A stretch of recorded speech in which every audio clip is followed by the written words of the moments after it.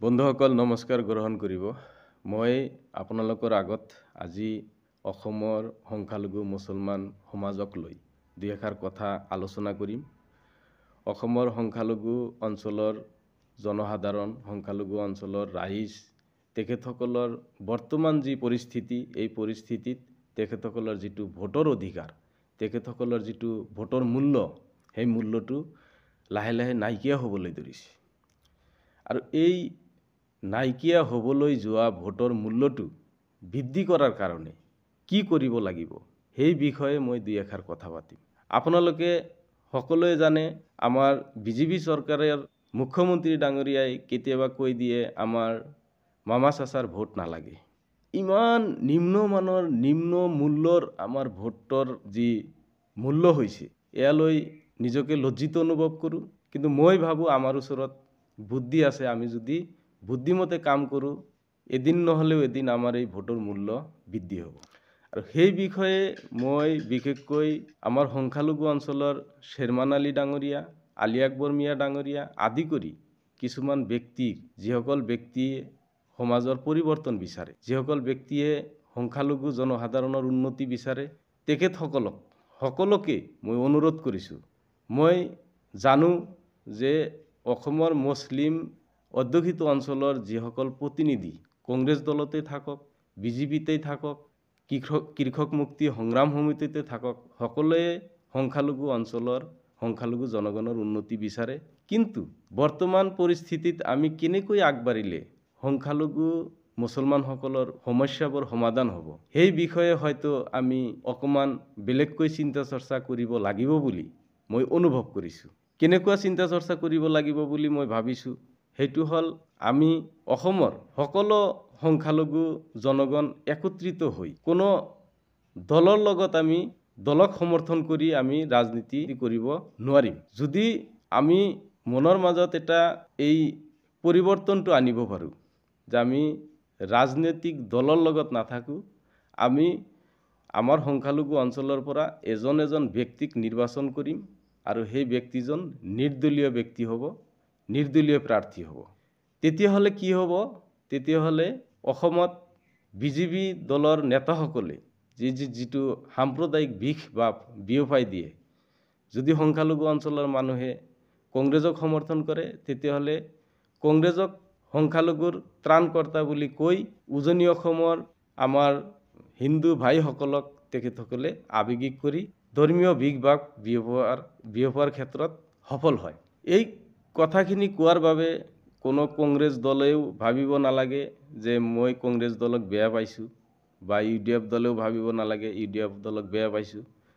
আকৌ কোনোবা হয়তো ক'ব পাৰে, কিয় আমি নিজাকৈ এটা দলতে খুলিব পাৰোঁ। নিজাকৈ দল খোলাৰ কাৰণেই কিন্তু আমাৰ এই আজি এনেকুৱা অৱস্থা হৈছে। আপোনালোকে সকলোৱে জানে, আমি ভাৰত স্বাধীন হোৱাৰ পিছৰ পৰা কংগ্ৰেছৰ লগত আছিলোঁ।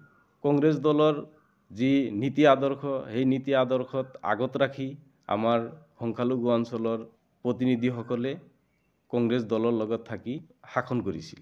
আপোনালোকে সকলোৱে জানে, আমাৰ বাঘবৰ সমষ্টিৰ প্ৰাক্তন বিধায়ক দিলদাৰ ৰেজা চাহাব দুবাৰকৈ চৰ উন্নয়ন ডেভেলপমেণ্টৰ মন্ত্ৰী আছিল। তথাপিও আজি ভালদৰে আপোনালোকে লক্ষ্য কৰিলে দেখা পাব, গোটেই অসমত বাঘবৰ সমষ্টিতে সকলোতকৈ গৰাখহনীয়া বেছি।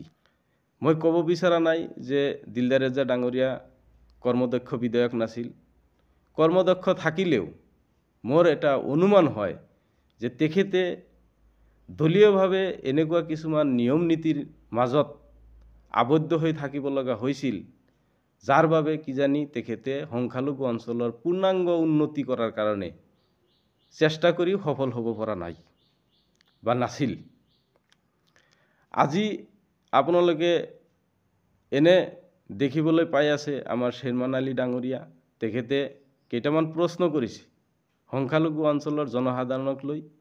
সেই প্ৰশ্নকেইটা মই ভাবোঁ যে একদম এই 5টা প্ৰশ্ন সম্পূৰ্ণ সংখ্যালঘু অঞ্চলৰ জনসাধাৰণৰ সমস্যাৰ মূল 5টা প্ৰশ্ন।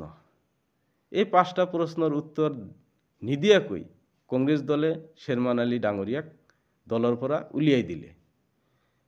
মই কংগ্ৰেছ দলক মই দোষাৰোপ নকৰোঁ, কাৰণ কংগ্ৰেছ দলটো গোটেই অসমৰ হিন্দু মুছলিম বৌদ্ধ খ্ৰীষ্টান সকলক লৈ আগবঢ়া এটা দল। গতিকে সেই দলত যেতিয়া কোনো এজন ব্যক্তিয়ে কোনো এটা বিশেষ ধৰ্মৰ কথা বা বিশেষ ধৰ্মৰ সমস্যাৰ কথা উত্থাপন কৰিব, তেতিয়া হয়তো দলৰ যে মেইন মানুহবিলাক তেখেতসকলেও বেয়া নাপালেও কিন্তু তেখেতসকলক ভোট দিয়া ব্যক্তিসকলৰ কিছুমানে বেয়া পায়, যাৰ কাৰণে তেখেতসকলে উপায়হীন হৈ কেতিয়াবা কিছুমান পদক্ষেপ ল'ব লাগে। ৮৩ আন্দোলনৰ পিছত অসমত IMF গঠন হ'ল। IMFৰ পৰা আমি নিজা দল বুলি ভাবিছিলোঁ IMFক, মুছলিমসকলৰ দল। কিন্তু দুৰ্ভাগ্যৰ বিষয় তেখেতসকলে চৰকাৰত ভাগ ল'ব নোৱাৰিলে। আকৌ UDF আহিল, UDFও চৰকাৰত ভাগ ল'ব নোৱাৰিলে। আপোনালোকে 100% ভাবি লওক, মই গেৰাণ্টি দিব পাৰোঁ, এনেকৈ বিভক্ত হৈ যিমানেই নিজাকৈ দল নখোলক কিয় অসম কেতিয়াও শাসন কৰিব নোৱাৰে। অসম শাসন কৰাৰ অংশীদাৰ হোৱা দলত পৰিণত হ'বলৈ আমাৰ ক্ষমতা নাই। আৰু বৰ্তমান পৰিস্থিতিত বিজেপি দলততো আমি ভোট নিদিওঁৱেই বা মুছলিমসকলে সমৰ্থন নকৰেই। গতিকে তেখেতসকলে এনেকৈ এটা বুদ্ধি উলিয়াইছে যে মুছলিমসকল যিটো দলত যাব সেই দলৰ বিৰুদ্ধে হিন্দু যিসকল ভাই বন্ধুসকল আছে তেখেতসকলক উচটনি দি আৱেগিক বনাই বিজেপি দলে চৰকাৰ গঠন কৰে। গতিকে এইটোৰ নিষ্পত্তিৰ এটাই উপায় আছে, সেইটো হ'ল আমি সংখ্যালঘু অঞ্চলৰ জনসাধাৰণে নিৰ্দলীয়ভাৱে প্ৰত্যেকজন প্ৰতিনিধিক উত্তীৰ্ণ কৰিব লাগিব, নিৰ্দলীয়ভাৱে জয় কৰিব লাগিব। তেতিয়াহ'লেহে প্ৰত্যেকজন প্ৰতিনিধি এজন এজন নিষ্ঠাবান, এজন স্পষ্টবাদী, স্বাধীন চেতিয়া মনোভাৱেৰে বিধানসভাত মাত মাতিব পাৰিব। গতিকে মই সকলোকে আহ্বান কৰিছোঁ, যিসকল কংগ্ৰেছ কৰি আছে, AGP কৰি আছে, UDF কৰি আছে, যি দল কৰি আছে, মই সকলোকে অনুৰোধ কৰিছোঁ আপোনালোকে মোৰ কথাখিনি অলপ বিবেচনা কৰিব।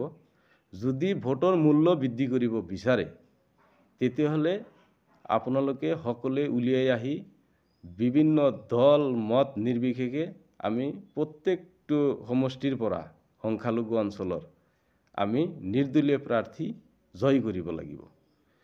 যি দলৰ লৈ আহক, আমি কোনো দলত ভোট নিদিওঁ, নিৰ্দলীয়ভাৱে জিকিব, জিকাৰ পিছত 5জন 7জন 10জন যি হয় হ'ব।